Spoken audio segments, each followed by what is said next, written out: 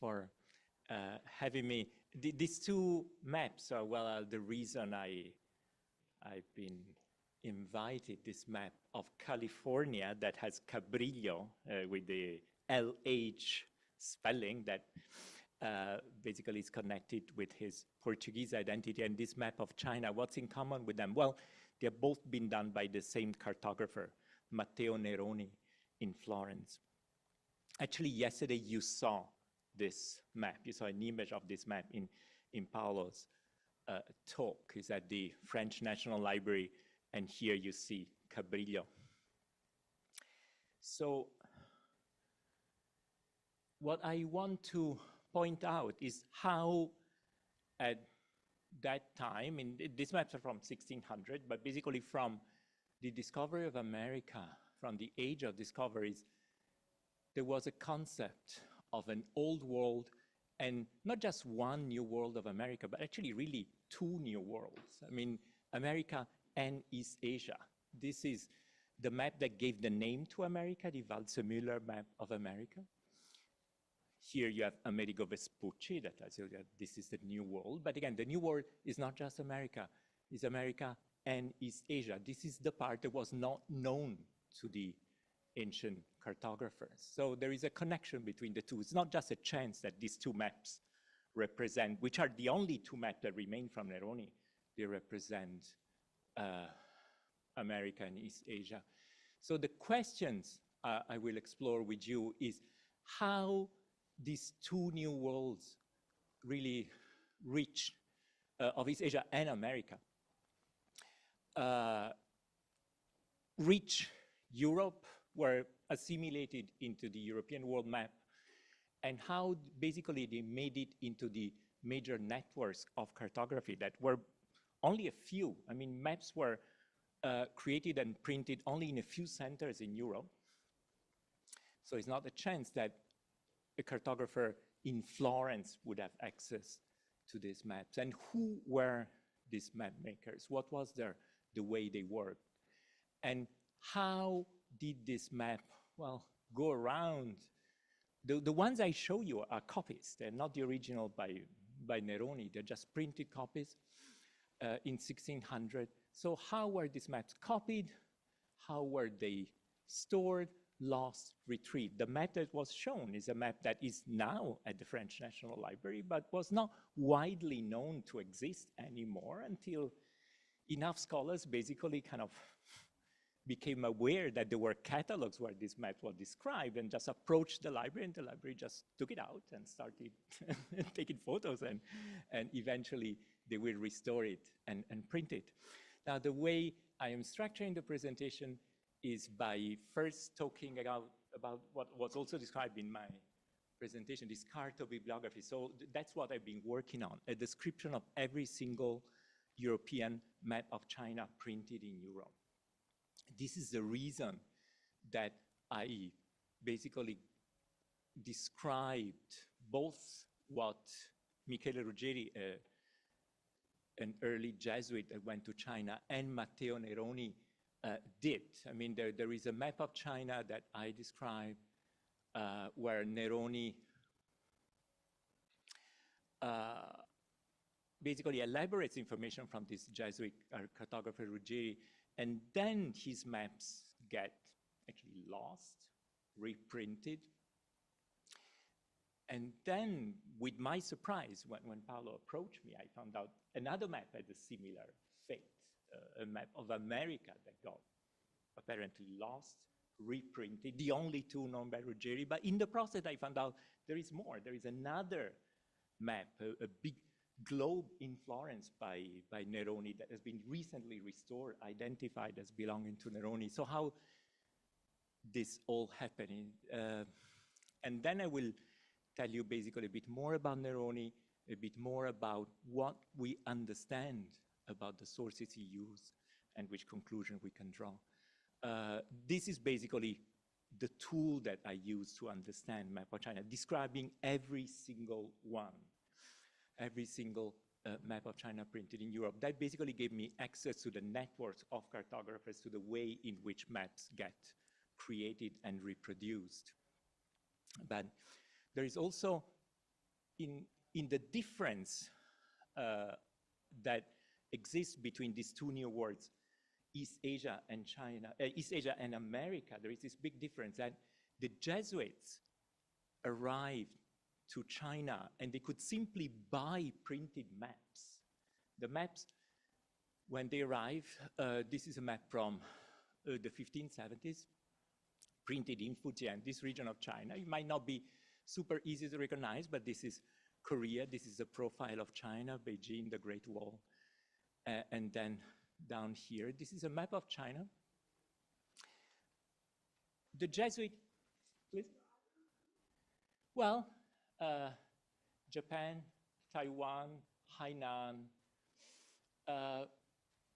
Bottom line is, in a sense, is much easier. You don't need to go navigate the coast, the eastern coast, the western coast of the United States, or actually of America, of all the Mexico and anything.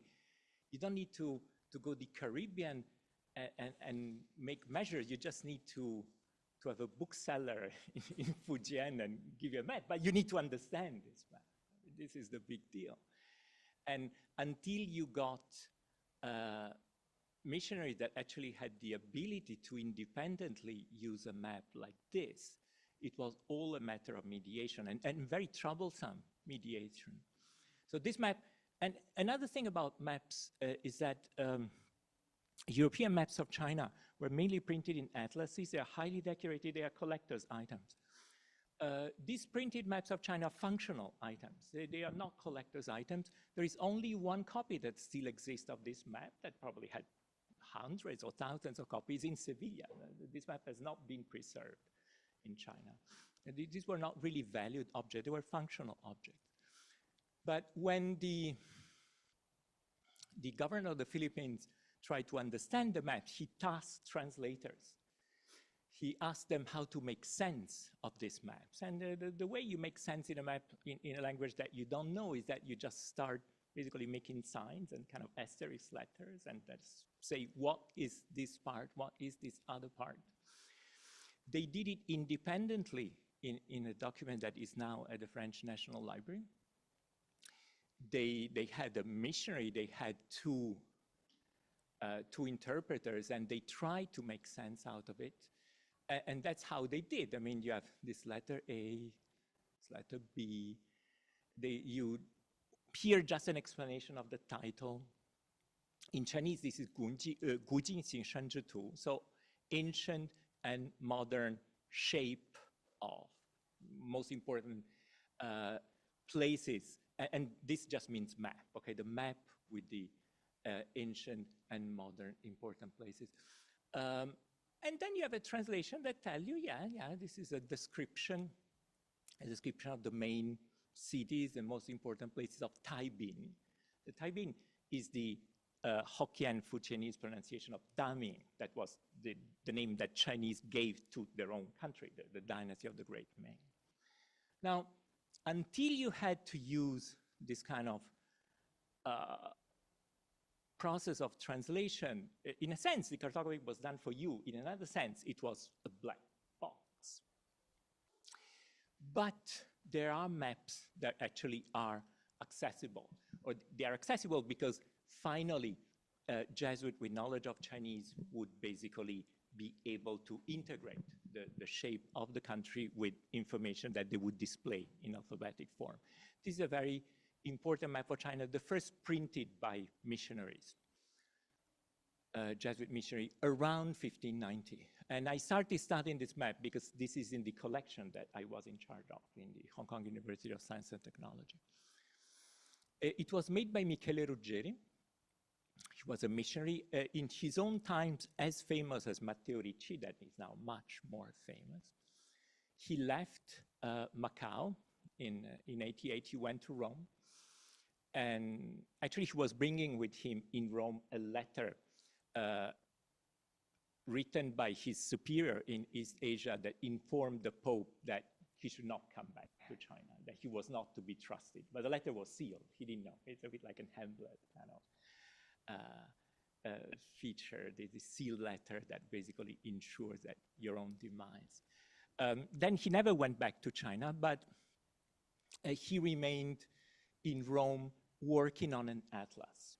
One of the things he had was that he had printed maps, and he thought that his mission, once he was unable to come back to China, was to really make the geography of the country known to Europeans. This is his manuscript map of China. It's based on Chinese maps. And we have it. It's in the Rome State Archive now, but it never got published. It never circulated. This is the original he used. I mean, the books that he bought when he was in Macau, and he also managed to enter Guangdong. It's a printed atlas. It was quite popular in China around the 1550s. I mean, in Europe, people printed their first atlas in 1570 in Antwerp with Ortelius.